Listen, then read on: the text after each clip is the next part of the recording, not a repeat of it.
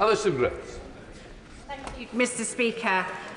Following the successful investment in Rolls-Royce's Technology and Logistics Centre, what is the Minister doing to get more investment into my Bognor Regis and Littlehampton constituency?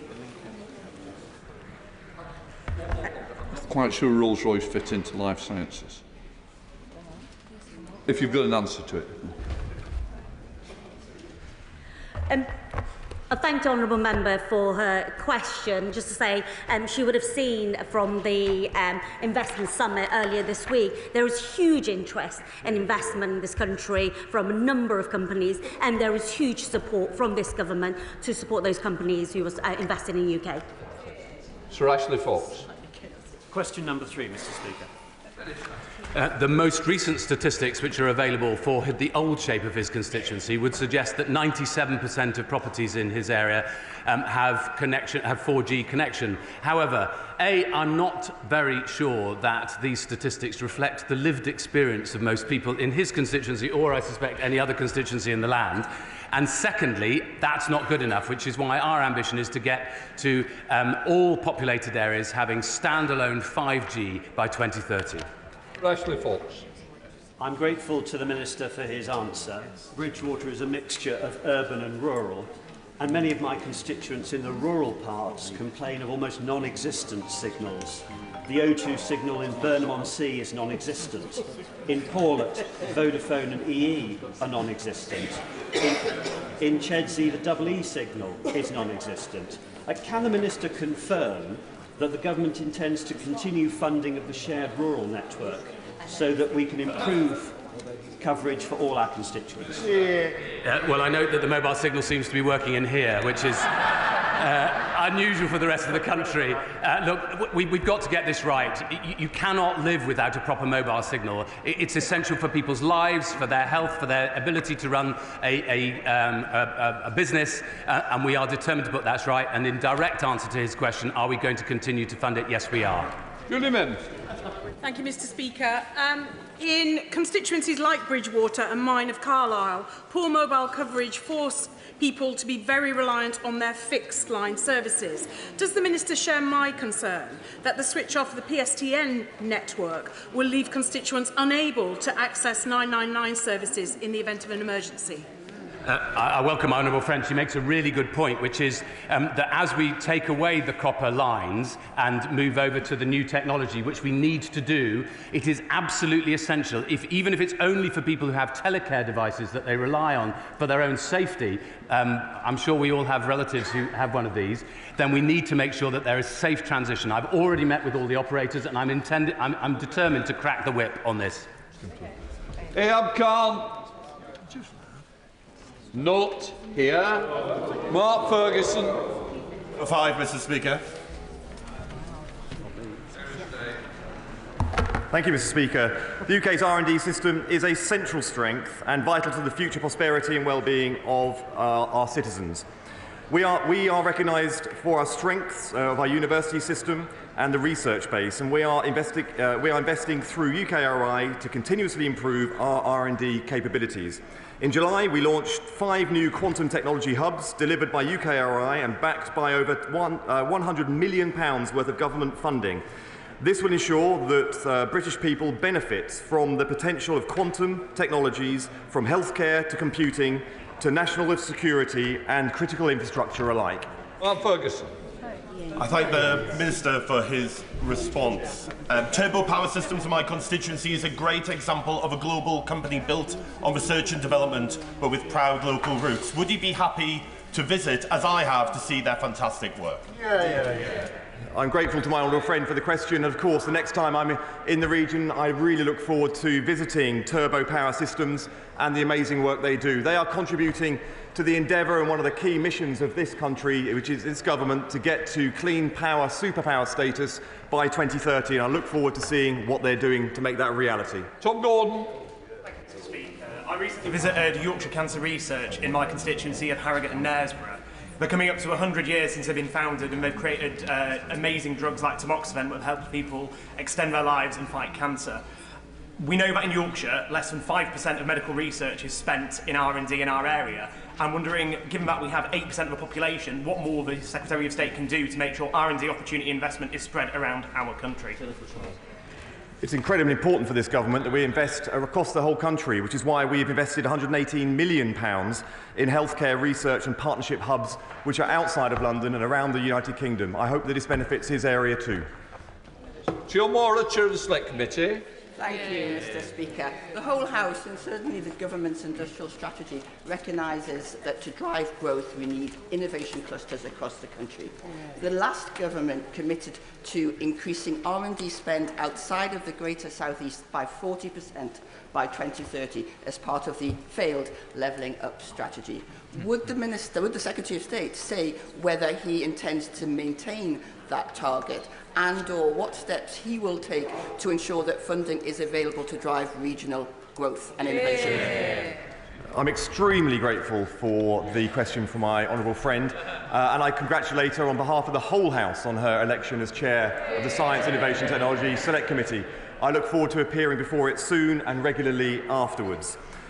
She raises an incredibly important point, and I can say that this government is committed to working with local and regional mayors to make sure that local growth plans and the partnerships with the UK RI are one that benefits all regions. I can say that these include a £100 million Innovation Accelerator pilot and £80 million Launchpad programmes, all of which will meet the needs that she is outlining. Jim Shannon.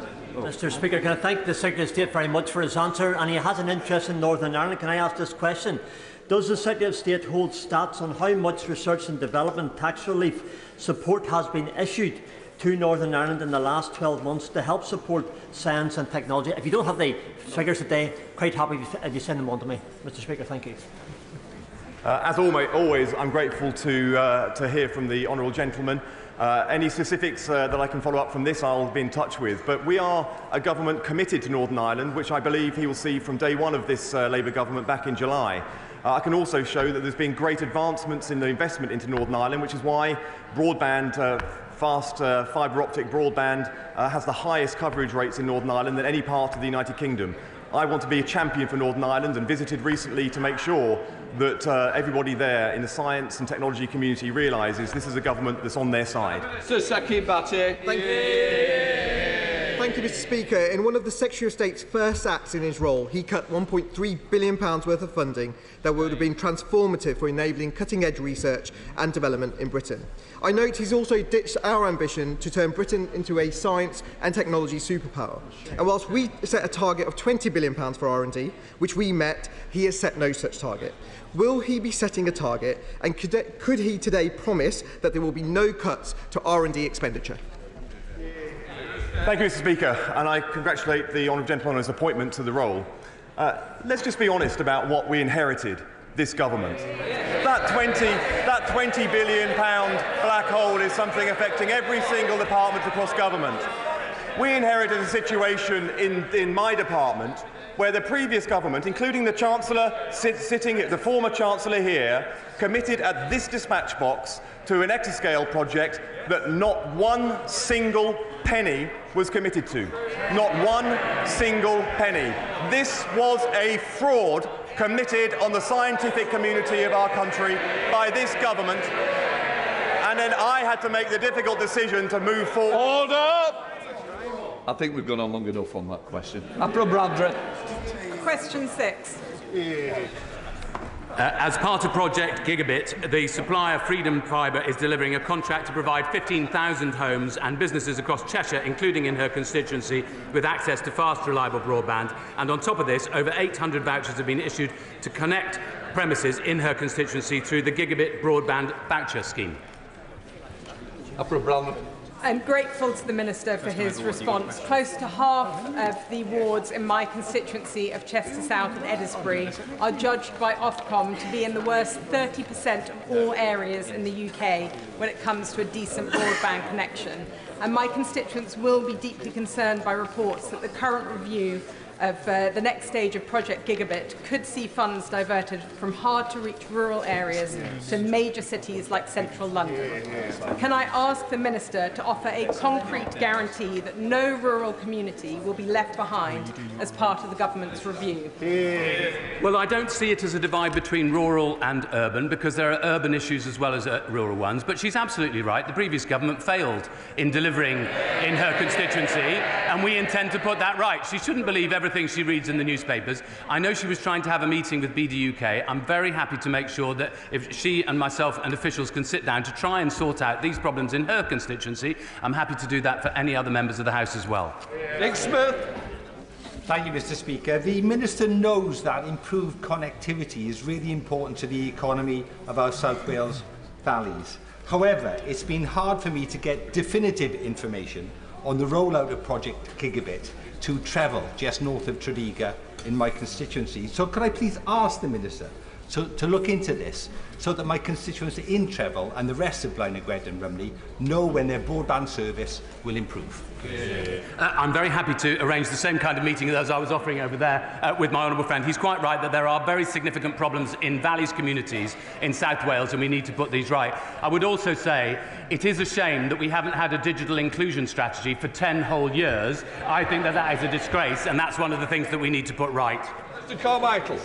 Mr. Speaker.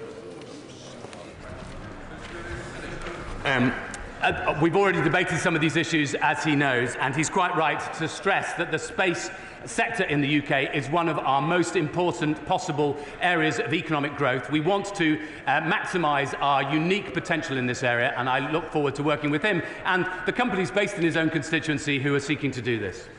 Well, Mr. Carmichael. Can I thank the Minister for that, because this is a sector that offers massive economic and strategic opportunities for the United Kingdom. The development of the Shetland Spaceport at Saxford is now significantly ahead of the rest of the field in this. So getting that project across the line will actually be something that brings benefit to other projects right across the whole of the United Kingdom. Will he meet with me and the developers of Saxford and Shetland to discuss what the government can do directly and indirectly to help them?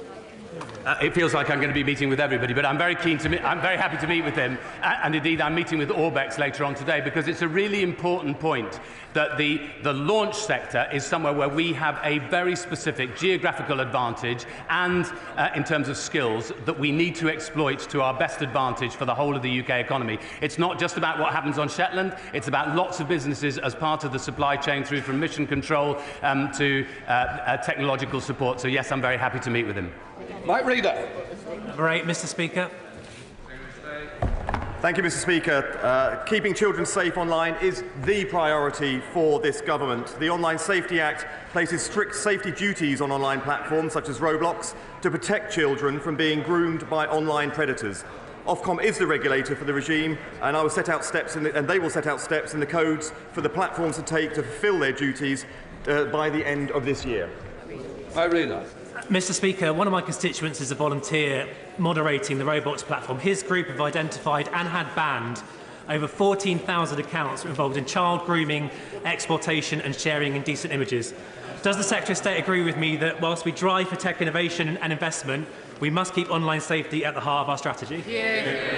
I'm grateful for his question, and I extend my deepest sympathies to those who have been affected by the crimes that he has outlined here.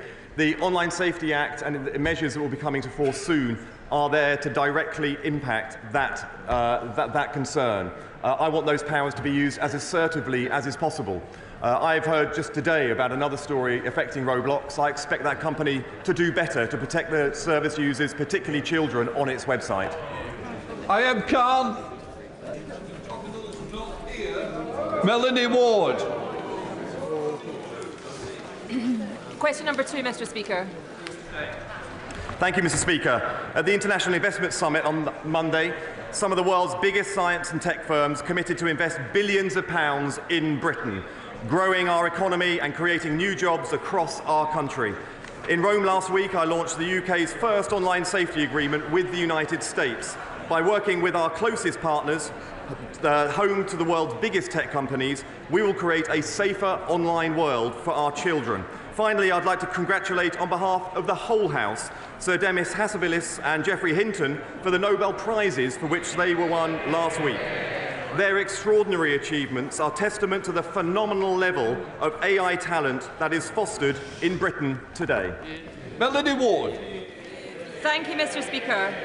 There are numerous examples of the damage that out-of-control social media and mobile phones are doing to our young people, including in my area of Fife. The Courier newspaper has played an important role in highlighting these. Does the Secretary of State recognise the concerns that the Safer Phones Bill, presented today by my honourable friend, the member for Whitehaven and Workington, and backed by many across this House, seeks to address? I'm grateful for the question, and also pay tribute to the Courier newspaper in her area for exposing some of these issues. We must keep children safe and vulnerable people safe when they're online. It is my intention to make sure that safety is baked in from the outset. When it comes to keeping children safe in this country, everything is on the table, and I am open-minded as to how we move forward in order to achieve a much safer environment. Companies releasing products into our society should see it as a privilege, not a right. I have high expectations on behalf of this country to make sure that safety is baked in from the start. Secretary Andrew Griffith. Thank you, Mr. Speaker. Did the Secretary of State fully disclose to the Civil Service Commission the labour links of one of the most senior civil service appointments, or the £66,000 donation he received? Every donation that was made to this party in opposition has been declared in the appropriate ways, but I'm proud to be part of a party that raises standards in public life rather than votes to lower them. And, Mr. Speaker, I'm also proud to be part of a party that comes into government and attracts talent to working for it, whereas when they see talent, they libel it. Well, Mr. Speaker, thanks to Whitehall Watch, we have a copy of the form. It's clear that the Secretary of State failed to mention the conflict of interest as required by the Ministerial Code. In the words of the Prime Minister's favourite pop star, some would say he's guilty as sin. Will he refer himself to the advisor on standards, or do we have to wait for the Prime Minister to finish organising VIP motorcades and do it for him? There we have it. We have a party that attacks civil servants who are gravitating the world's greatest talent coming to this party with this government to work for it. When he sees talent in government, he libels it and saddles the taxpayer with the bill. This government attracts talent, and I'm proud of it. Speaker. Thank you, Mr. Speaker. The first Farnborough International Space Show will take place in my constituency in March next year. With space agencies from across the world already signed up to attend, the show will allow the UK to stand on the world stage and showcase our position as a convener of global innovation. Will the Secretary of State and the UK Space Agency pledge their support to this show? And can I invite him to join me at this inaugural event? Farnborough has done an astonishing job at getting British aviation into the global news. This is something I've supported. My dad served in the Fleet Air Arm back in the 1960s, and I went with him many times to Farnborough to see the planes he worked on up there in the sky. The fact that Farnborough is now moving into space is something that we should celebrate as a country and as a House. Of course, I am very grateful for what they're doing, and of course I will be there to participate in the event in any way that is meaningful when it comes around. Thank you. Rebecca Smith. Thank you, Mr. Speaker. BD UK has recently classified Devon, including rural areas like Dartmoor National Park, as a Type C procurement under Project Gigabit. However, there are concerns about how agile and timely its delivery will be. Will the Minister agree to meet with me to discuss the speedy rollout of broadband in Dartmoor National Park? Yeah. It seems I've never been... Thank you. It seems I've never been so popular. Of course, I'm very happy to meet with her. It's a very serious point that we want every single part of this country to share in the digital future. We can only do that if we have the infrastructure everywhere in the country that we need. Samantha Niblett. I know that my right honourable friend shares the delight that many of us felt when it was announced researchers from UK-based AI company Google DeepMind are to share a Nobel Prize for their work on protein folding, a technology that will help shape economies of the future. As founder of Labour Women in Tech, I want this technological growth to be diverse. So I ask both the government what it's doing to ensure that the UK remains a global leader in this tech space, and what it's doing to ensure that my constituents in South Derbyshire trust that this is technology can and will benefit everyone. Can I thank my honourable friend for her question and for all the work that she does to encourage more women into tech. And it's great to know that the tech world isn't just full of tech bros, but there are quite a lot of tech sisters as well. We are committed to building upon UK's success as a global AI leader, and the upcoming AI Action Plan demonstrates this commitment to foster the trust and ensure safe development of AI models by introducing binding regulation on a handful of companies developing the most powerful AI systems, fostering trust in these technologies. We will also will continue to be... We are now moving to Prime Minister's questions. Dr. Danny Chambers. Number one, Mr. Speaker.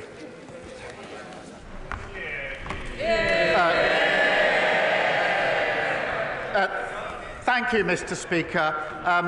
Alex Salmond was a monumental figure in Scottish and UK politics.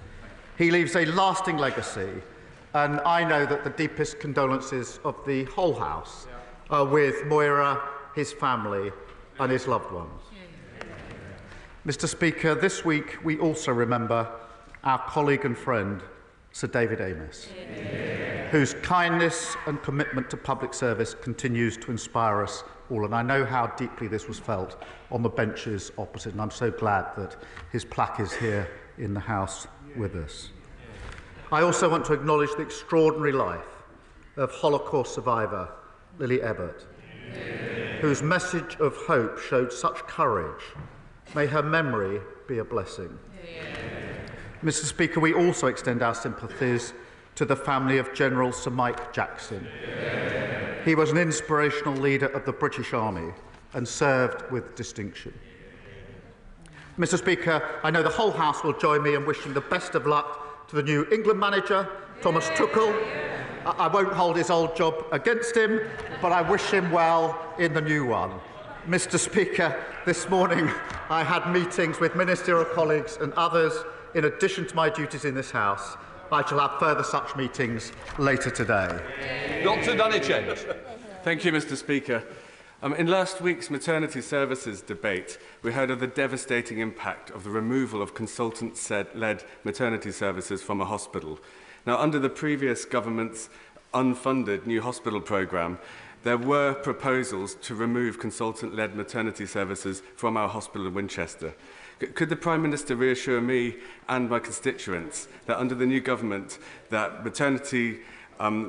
consultant-led maternity services and A&E services will remain in Winchester, and will he commit to funding properly the backlog of maintenance that has developed in our hospital in Winchester? Well, I thank him for raising this very important issue and for championing the voices of women in his constituency. We are committed to ensuring that all women and babies receive safe, compassionate and personalised care through pregnancy, birth and critical following months. Reconfiguration of the services, as he knows, is a matter for the integrated care boards, important as it allows decisions to be made locally and tailored to local interests. But all changes should be based on evidence, clinically led and involve engagement with patients to ensure they'll deliver better outcomes. It's a very important issue. Alison Moon. Thank you, Mr. Speaker. Whitby Interactive has provided inclusive play schemes and holiday activities for children and young people with special educational needs and disabilities for 26 years. It has been a lifeline for families continually failed by Conservative governments. But Interactive is set to close due to a funding shortfall. Does the Prime Minister agree with me that action to tackle the crisis in SEND provision is urgently needed, and that charities like Interactive deserve our support more than ever? Yes, I do, and I know this will be a concerning time for families who rely on the brilliant work of Whitby Interactive. Children with special educational needs and disabilities have been failed for too long, and this comes up repeatedly in this House, with parents struggling to get their children the support that they need and that they deserve. We must raise the standards for every child so they can succeed in education. We will fix the foundations, Mr. Speaker, and ensure every child can achieve their potential. Leader of the Opposition, Rishi Sunak. Can I join with the Prime Minister's words of tribute to Alex Salmond and the Holocaust survivor Lily Ebbert, and thank him for his kind words about Sir David Amess. We remember him fondly, and we will be thinking of all their families at this moment. Mr. Speaker, this week, China has carried out unwarranted, aggressive and intimidatory military exercises in the Taiwan Strait. Our allies are rightly concerned. After worrying reports that the government may have intervened to stop a visit to the UK by the former Taiwanese president, can the Prime Minister confirm that the Foreign Secretary will use his meetings in Beijing this week to condemn China's dangerous escalatory acts in the Strait? I thank him for his question. The continued military activity in the Strait is not conducive to peace and stability in the Taiwan Straits is in all of our interest. On the wider point that he raises, we will cooperate where we can as permanent members of the UN Security Council, issues like net zero, health and trade, compete where we have different interests, but challenge, the point he makes is absolutely right, where it's needed, to protect national security, human rights and our values, and we will put that challenge in.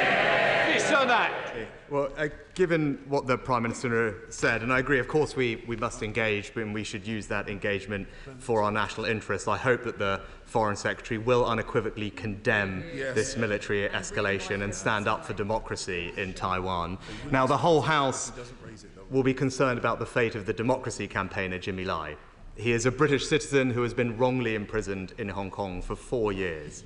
The previous government pressured China for his release. Does the Prime Minister agree that this is a politically motivated prosecution and that it is a breach of China's legal obligations to Hong Kong under the Sino-British Declaration? Yes, and this case, as he will understand, is a priority for the government. We do call on the Hong Kong authorities to release immediately our British national, and the Foreign Secretary raised this case in his first meeting with China's Foreign Minister, and we will continue to do so. Rishi Sunak. I thank the Prime Minister for that answer. Now, China, as he knows, has become a decisive enabler of Russia's war against Ukraine, supplying the vast majority now of Russia's imported military microelectronics and components, worsening the suffering of the Ukrainian people. So can the Prime Minister confirm that he is prepared to sanction any Chinese business or individual involved in aiding Russia's invasion of Ukraine, including secondary sanctions on financial institutions? Yes, and we've called for that in the past. We continue to do so, and I hope this is an issue where we can have unity across the House. Yes, I can assure the Prime Minister of his support. It is something that we began. The United States recently have expanded their sanctions, and I hope that the new government will continue to look at doing the same. Now, the last government also established a new system of registration and monitoring to protect the UK from interference from foreign states, including China, Russia and Iran. Called the Foreign Influence Registration Scheme, it was described as essential by MI5 in the fight to help keep Britain safe. But since the Prime Minister took office, he has halted its implementation. Why? That isn't correct.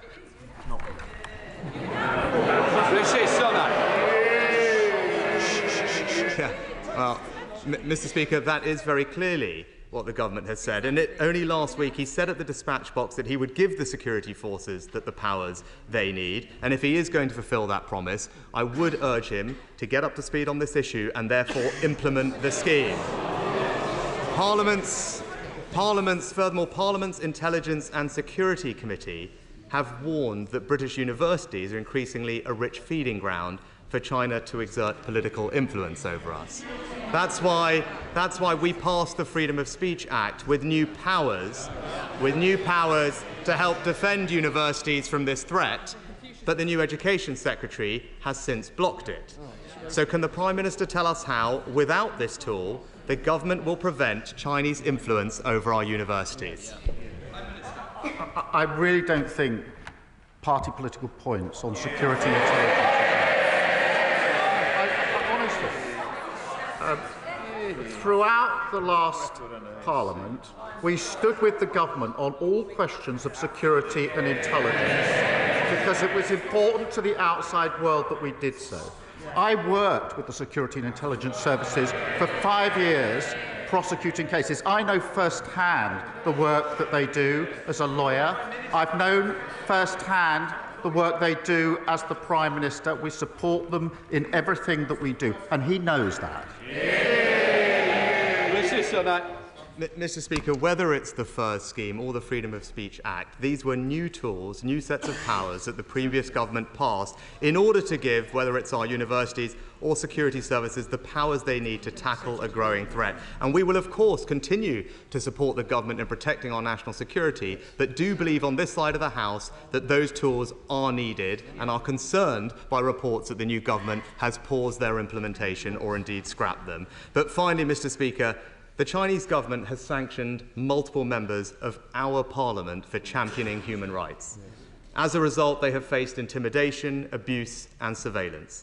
And Mr. Speaker, I commend you for your defence of the right of every member of this House to speak out on crucial issues without fear of retaliation from foreign states. Now, I know the Prime Minister will agree with that too. So this week, will the Foreign Secretary in his meetings not just raise the issue, but tell the Chinese government to lift those sanctions on our colleagues? Yes, and we speak with one voice. He speaks about the record of the last government. That record was 14 years of failure. 6 years austerity, 3 years of Brexit logjam, then Johnson Trust and the Leader of the Opposition, utter failure. And this government was elected to do things differently, to make fairer choices, but most importantly, to give Britain its future back. So we will fix the foundations, we'll do it with a long-term plan to grow our economy, protect working people and rebuild our country.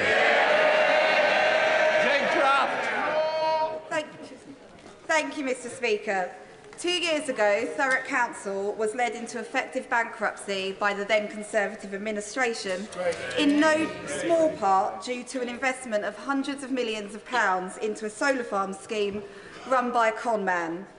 Given the Prime Minister's commitment to integrity in public life, will he support mine and my constituents' calls for a public inquiry so that those responsible can finally be held to account? I thank her for her question because years of underfunding have left councils facing huge budget pressures. They yawn, they don't know the impact it has on working people up and down the country. They rely on public services, and what's happened in Thurrock is shocking. We are committed to resetting the relationship and helping those under intervention to recover and to reform. 14 years is a long time to destroy local services, and it's clear it'll take time to fix them. We will get councils back on their feet by providing multi-year funding settlements. But ultimately, we have to grow our economy, and I'm surprised the Prime Minister didn't welcome the £63 billion of investment that we were able to announce on Monday. Leader of the Liberal Democrats, Sir Ed Davey. Thank you, Mr. Speaker. Can I echo the tributes of the Prime Minister to Alex Salmond, to Sir David Amess and to Lily Ebbott?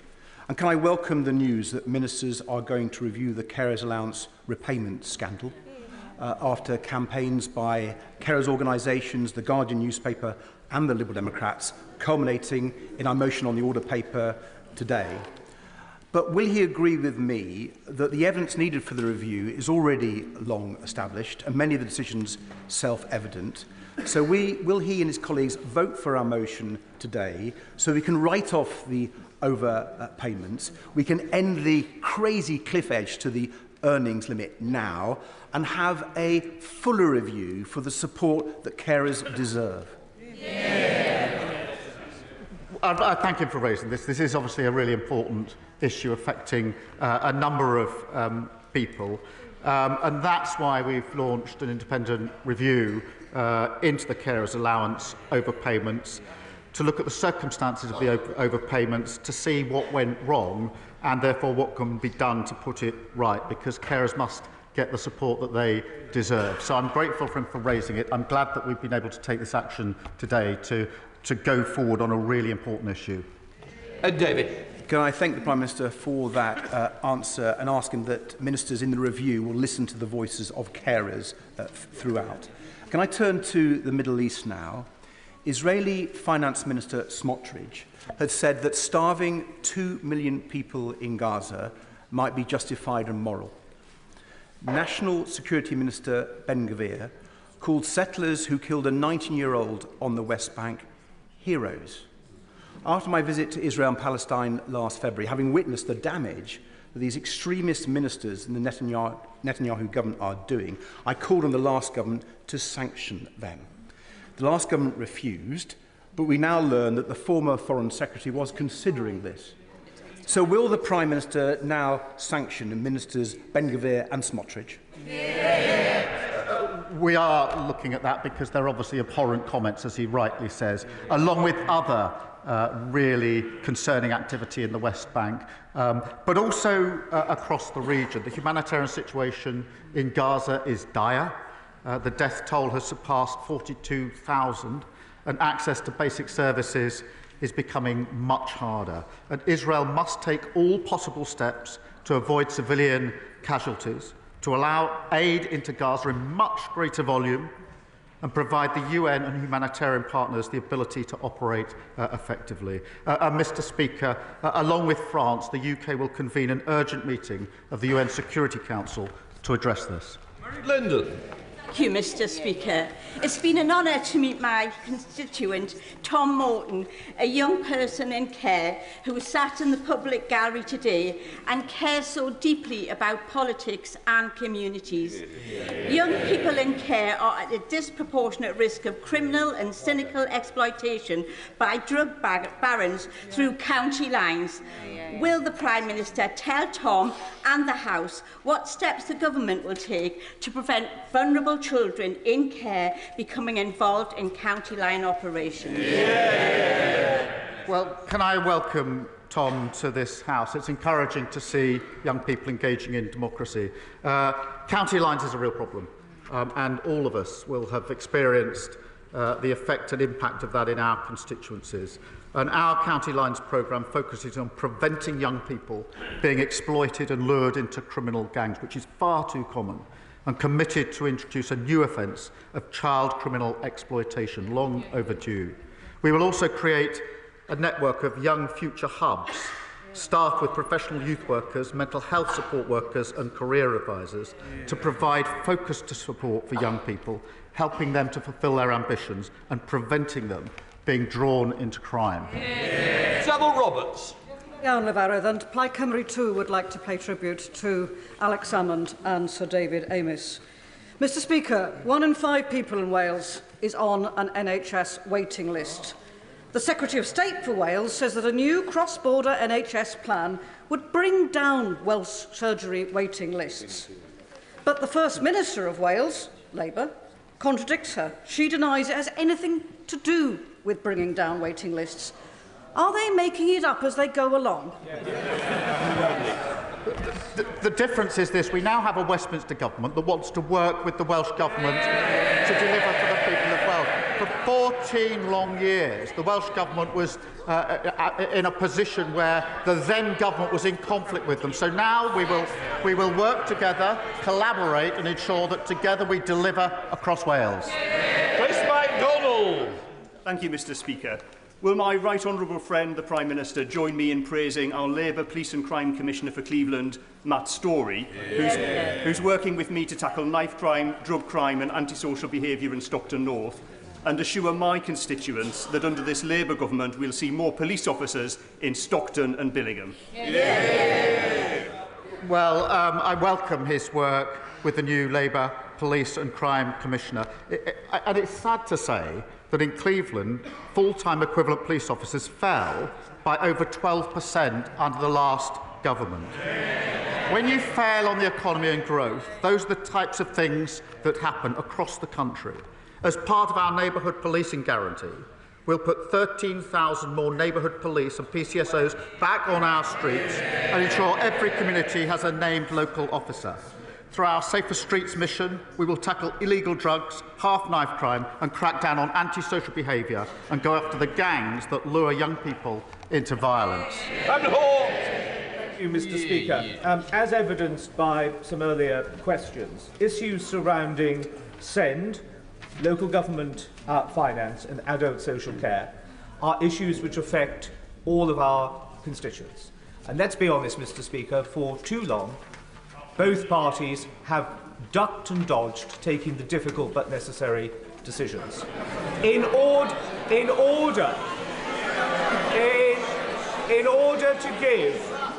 to give certainty to our constituents and confidence to those who provide those vital services, does the Prime Minister share my assessment that there is considerable merit in formal cross-party working on these issues, where we can share taking those difficult decisions in order to improve outcomes for our constituents?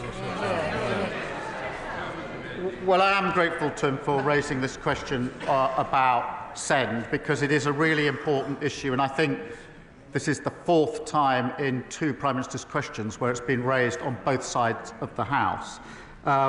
I quibble with his suggestion it's both parties, since his party was in power for 14 years. But the spirit in which he puts this forward, that this should be cross-party, is something that we should take up, because it's such an important issue. It affects so many children and parents, and therefore, notwithstanding the quibble, I'm very happy to work across the House on an issue as important as this. Katrina Murray. Thank you, Mr. Speaker.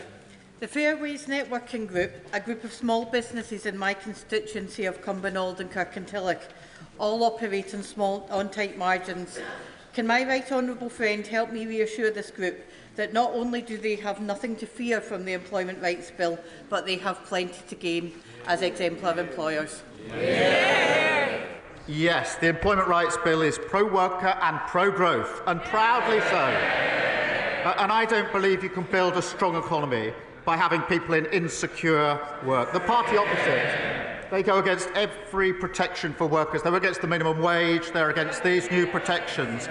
But the vast majority of businesses, large and small, already know that investing in your human capital, treating people properly at work, is what produces growth. So here's the big political divide. They always oppose workers' rights. We will always champion them. Thank you, Mr. Speaker. And can I associate the Green Party with his tributes to Alex Salmond and Sir David Amess? 99.7% of new patients in the east of England are unable to find an NHS dentist, the worst affected area in the country. My constituents in Waveney Valley want urgent action. So when will the government begin the critical negotiations on dental contract reform so no one in the 21st century has to pull out their own teeth? And will it be by the end of this year? Well, he raises a really important issue, because dentistry was left in a shocking state by the last government. I was shocked to hear that for children's hospitals, the commonest cause for admission for 6 to 10-year-olds in our children's hospitals in this country is to have teeth taken out because of the failure of the last government. That is shocking on any analysis. We will put that right, we will take the necessary steps, and we'll work across the House to do this as quickly as possible. Gan Smith. Thank you, Mr. Speaker. Last night in this House, we took the first steps in abolishing the hereditary principle of privilege. I was hosting the Let's End Poverty Coalition at a meeting upstairs where we heard that often for many who experience poverty, that feels hereditary too. So will the Prime Minister meet with me and those with lived experience of poverty to find ways in which we can hear from those with that lived experience to break that cycle of poverty? She makes a good point. The party opposite, they want to get rid of maternity pay, but keep hereditary peers. It's the same old Tories. But, you know, the letters, this is an important issue that she's raised. The letters are honest, powerful and important. And I think They hold up a mirror to our country. We will deliver a budget that drives economic growth, improves the lives of working people, fixes our public services and rebuilds our country with a decade of national renewal. Diolch Llefarydd. My constituent Jeanette Crawford suffers from ME and chronic pain. The cold, damp conditions of a Welsh winter are going to mean a lot more muscle soreness and fatigue for her. She's lost her winter fuel payments due to having a very small savings pot. With 86% of pensioners in poverty or just above that line to miss out in Wales, will the Prime Minister establish a social energy tariff to help people like Jeanette? On this issue of winter fuel payments, we have inherited a £22 billion black card. They should be apologising, not groaning, for leaving the country in such a state. We are committed to the triple lock. The point about pensions is really important, and that means that the triple lock means that the pension will increase again by £460 next year, which means that pensioners under Labour will be better off because we're going to stabilise the economy after that lot lost control of it. Thank you, Mr. Speaker. In Britain, the biggest killer of men under 50 is suicide. We have some of the worst paternity leave in Europe, and boys are 50% less likely than girls to pursue higher education. I know that my right honourable friend takes this very seriously, and his commitment on reducing suicide rates is very welcome. Can the Prime Minister update the House on this work, and does he agree with me that it is vital that we tackle these issues head-on because of the increasing alienation and mental health issues amongst young men? I thank him for raising this vital issue. The statistics on male suicide are truly shocking. I went to an event just a few years ago here in this place where everyone in attendance was asked if they had lost someone to suicide, and I then reflected on my own experience, which was profound. As it was, I could see, for everybody across the room, and will be across this House. So reducing deaths from suicide is a vital part of our health mission. We're recruiting an additional 8,500 mental health workers, specially trained to support people at risk of suicide, to provide faster treatment and ease pressure on our services. Thank you, Mr. Speaker. Group Captain Lizzie Nichol had an exemplary career with the RAF until she was forced to resign for refusing to implement illegal recruitment orders. Despite inquiry after inquiry vindicating Lizzie, on every count the RAF and MOD have failed to offer her fair compensation, and those responsible have walked away. Shamefully, during the Purdah election period, in what I believe was an attempt to subvert ministerial oversight, she was offered a derisory £2,000 by officials. I have documents proving beyond doubt that the former Chief of the Air Staff lied to the then Defence Secretary about her case. The Prime Minister says he believes in righting wrongs, so will he meet with Lizzie and help ensure that those responsible do not just walk away and that Lizzie gets the justice that she so very much deserves? I thank her for raising what is obviously a very important case, and she's right to do so. I'm not across the individual details of it, but it obviously does need to be looked into. So we will commit to look into it, and I will make sure that she gets a meeting with the relevant minister to lay out such details as she has and to get some answers as to our inquiries. Jake Richards. Mr. Speaker, children's social care in this country is now in crisis. Vulnerable children are regularly placed hundreds of miles from home, often in unregulated and unsafe accommodation. Meanwhile, private companies are making record profits on the backs of struggling and desperate local authorities. Frankly, this is an issue, a national scandal, that doesn't get enough attention. Today, Mr. Speaker, I'll be presenting my private member's bill, which will offer modest reform in this area. But will the Prime Minister reassure me and thousands of families across the country that it is a priority of his government to fix the social care crisis and our family courts? Well, I thank him for raising this issue and being a champion on it. He is absolutely right about the appalling inheritance. 1 in 4 children in absolute poverty. That's a terrible inheritance. And too many vulnerable children in unregulated accommodation. Through our Children's Wellbeing Bill, we will put children and their wellbeing at the heart of education and social care systems. We'll also provide a home for all young care leavers to ensure that they're not homeless and remove the barriers to opportunity so every child can thrive in safe and loving homes. Mr. Speaker, during the election campaign, the now Prime Minister made a hell of a lot of promises, some of which I'm sure he will remember.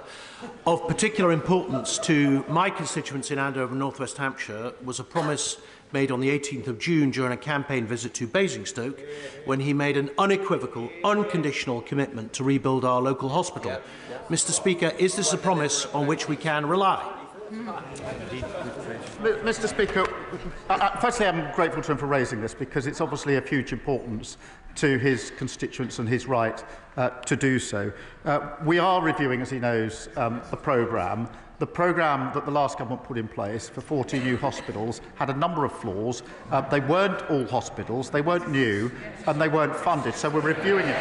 But what I will no, but he's right to raise this, and I will make sure that he has a meeting with the relevant minister to discuss the particular development in his constituency. It will matter to his constituents who are listening to this, and it's important they know where the failure lay. Mr. Speaker, I welcome the government's historic investment in carbon capture and storage technology for Teesside and Merseyside. This week I've been at the sector's conference, and the feeling there is that this is a government delivering after years of delay. Will the Prime Minister recognise the unique potential that Teesside has for jobs, prosperity and economic growth into the future? Yes, and Mr. Speaker, you will have observed that on Monday we had a very successful investment summit, £63 billion coming into this country, jobs in every part of the UK, and a very clear message from business that they were prepared to invest now under this new Labour government.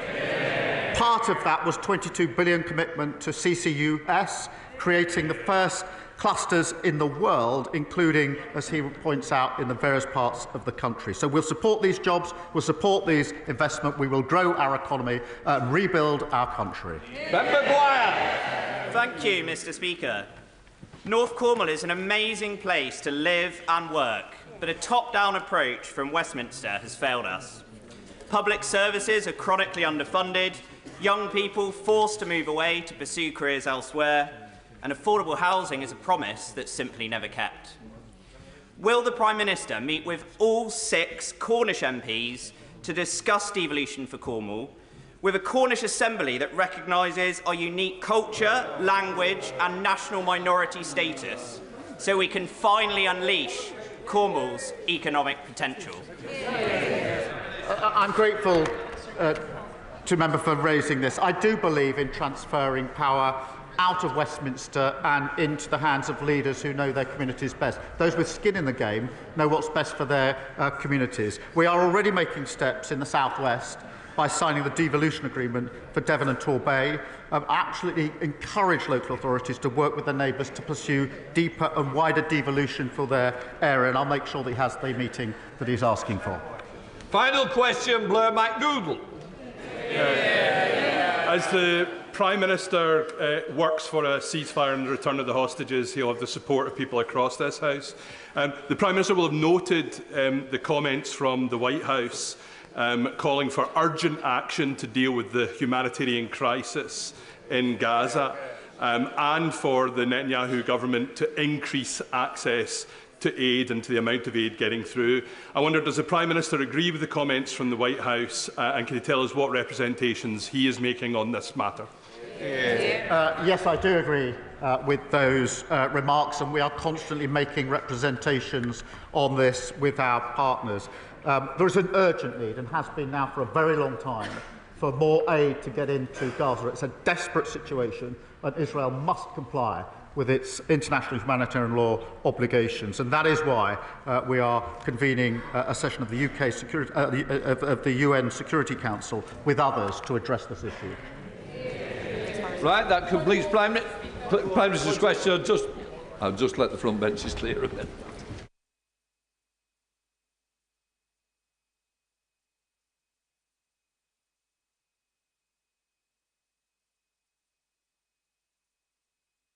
On the referendum.